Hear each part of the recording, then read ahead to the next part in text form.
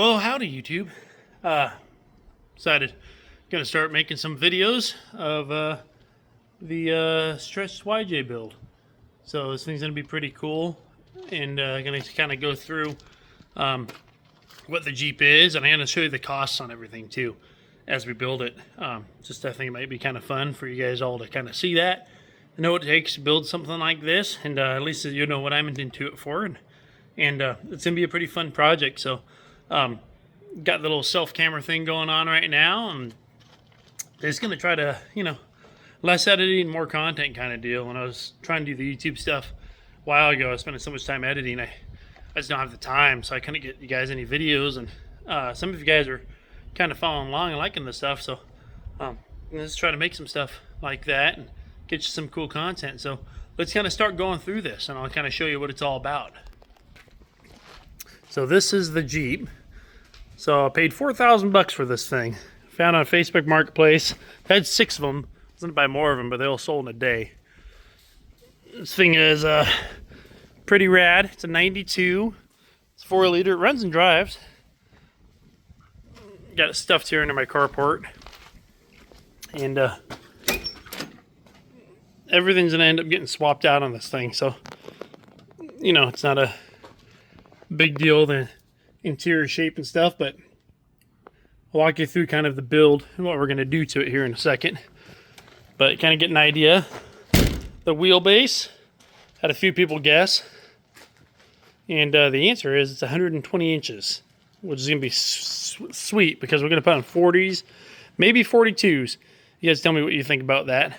But it's going to end up getting tons on it, 40s, 42s, like I said, and get built and be a really cool rig.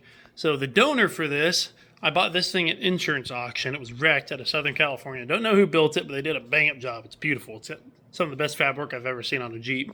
And they wrapped it around a telephone pole. And we'll take a look at it, see what you think.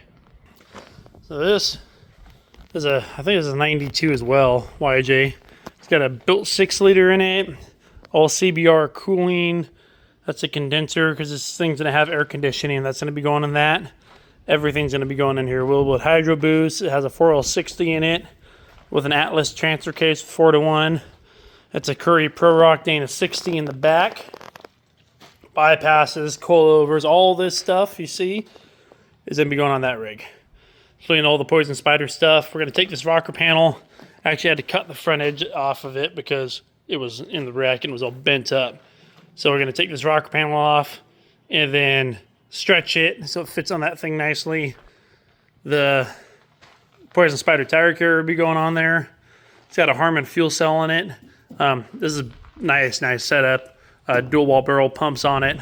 All that's going to be going into the stretched YJ. That's the Rambler, by the way, is the name. That's what we're calling her. That's what she was already named, and I think nostalgia-wise, we got to keep it.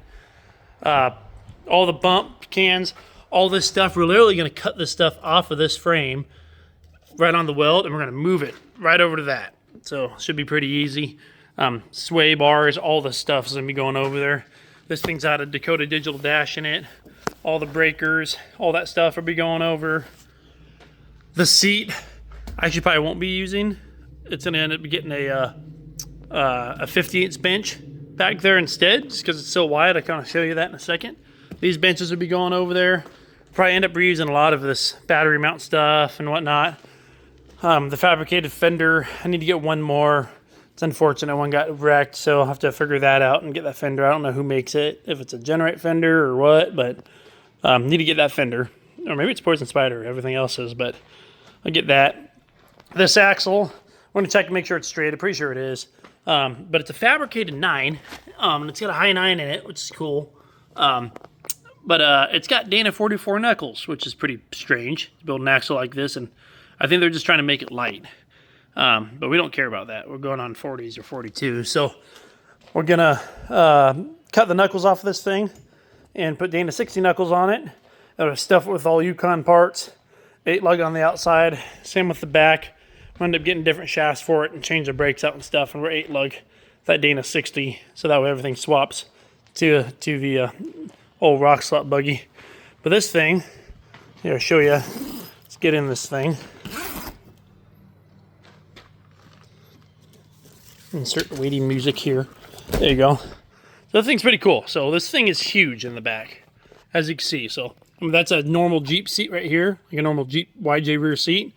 This is another single seat next to it. So, and all the leg room. I mean, let me show you how big this thing is. I mean, I'm 6'1", almost 200 pounds, and I mean, I can kick my legs around in here. Tons of room. So you can see, I mean, I got another seat behind me. Right here is going to end up being a fuel cell in this thing. That Harman fuel cell is going to come out of there, go right behind the seat, and we're going to do a 60-inch bench across here. It'll be pretty cool. Front's going to get those 5-point harness PRP seats in it. We're going to try to leave as much stuff in here as possible. I like the CB. I like the name plaque. But we're going to swap out the dash, do a custom dash in here that has the Dakota Digital stuff on it. So some of that stuff will get changed out. Torn on the steering column if I want to do a fabricated one, or leave that. I don't know, we're kind of up in the air, but it's gonna be a cool rig. So anyways, short little video, but I hope you guys like it. Hope you want to watch and kind of follow along. It'll be a fun build.